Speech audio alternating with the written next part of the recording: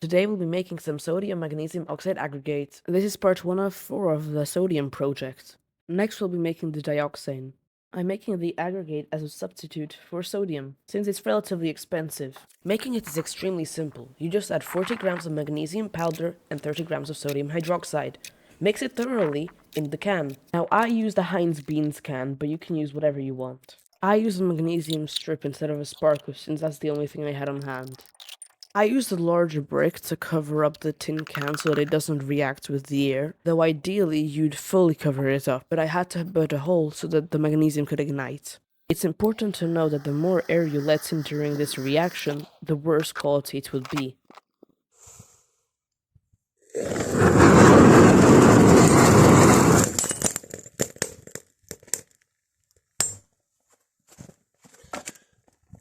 Logically, the reaction was extremely exothermic since the hydrogen was being lit. Anyway, I switched to my phone camera and started scraping off the aggregate. Though it's important to note that the longer you leave the aggregate outside, the worse quality it will be.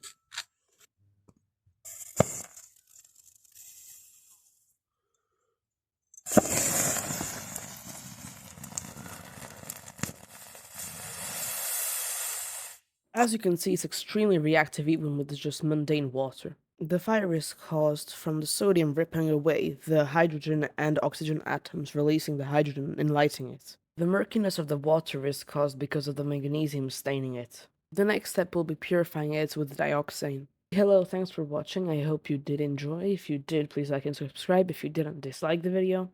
Go check out Mr. Yellow. He's making some cubane. It's going to be very, very cool. And that's about all to say. Goodbye!